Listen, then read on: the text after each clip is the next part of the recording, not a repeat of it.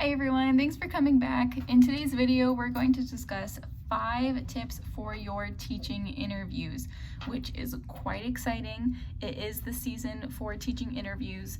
You might have already heard back by now, which is great. I got my acceptance call or my hire call April 20th, which is in a few days from when I am filming. So kind of exciting, and as I was approaching this anniversary, if you will, I thought it'd be a good idea to share some of the tips that I've learned, not only practicing but also through doing the interview.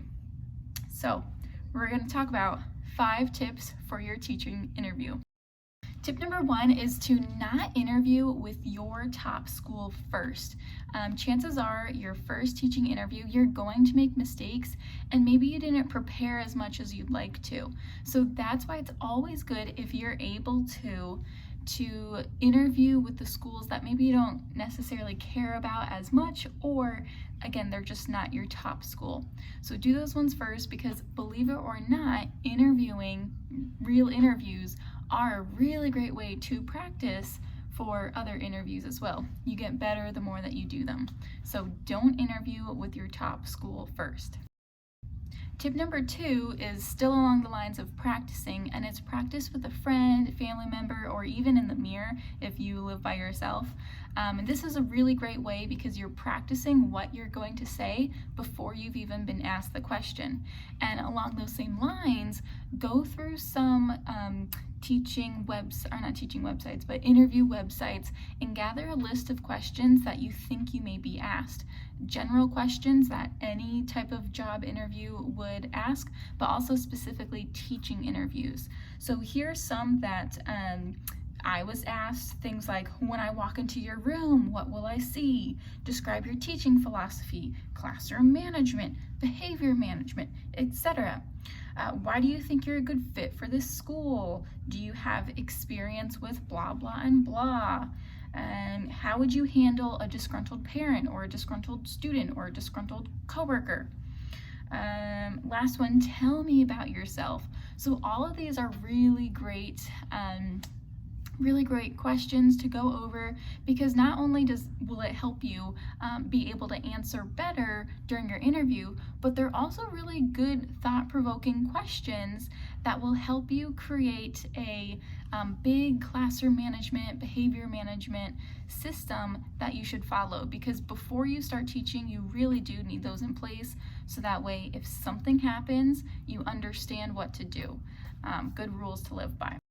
The third tip is to come with examples. So as you're going through your questions, as you're practicing, come up with some examples for those questions. So for example, if they ask you, do you have experience with blah, blah, and blah, then say, yes, when I was subbing, or when I was student teaching, or at my previous teaching job, or even if you've never had experience per se with teaching, try to bring in something else. Maybe if it's related to teaching and whatnot, or if you've observed it during an observation or student teaching, bring in those as well. You can say, yes, I observed this during my student teaching.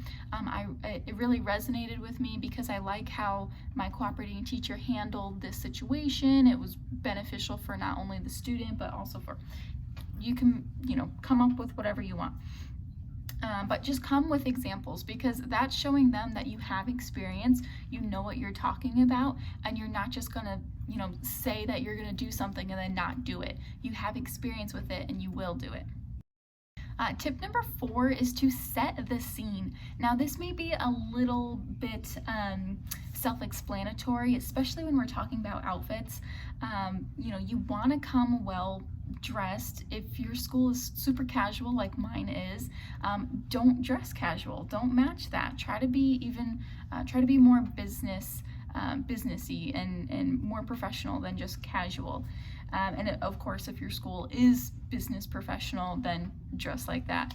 But you always want to come looking your best. However, what you might not have thought about is if you have an online interview, which is really apparent right now, or really popular, I should say, right now with COVID happening. But even if you're watching this years later, Maybe online interviews are super popular. If you're trying to get a job from out of state or whatnot, you might have to do an online interview. So when you're doing those, think about your background. Think about, is it a tidy background? Do I need to clean something? Because chances are you might not have thought about this. And so, 10 minutes before your interview, when you're setting up your computer and just, waiting there really excitedly, turn on your camera, see what your background is. See what your lighting is, because chances are you might be under like a yellow light. It might not look good. I mean, this is coming from me who's standing behind a window, which is like a no-no.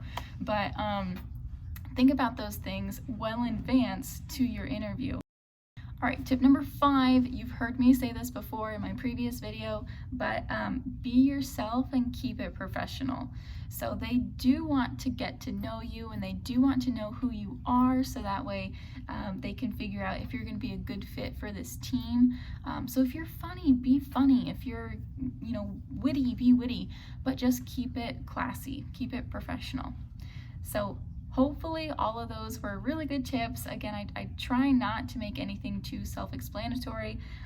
If you've ever gone through interview videos before or websites before, some of these you might have heard of, but I hope that this was helpful. I hope that you have a wonderful interview or interviews. And if you have any more suggestions, you can leave them in the comments, and maybe I'll make a second video for it, because this is the interviewing and hiring season. So again, good luck with your interviews. I hope you have a wonderful day, and thanks for stopping by.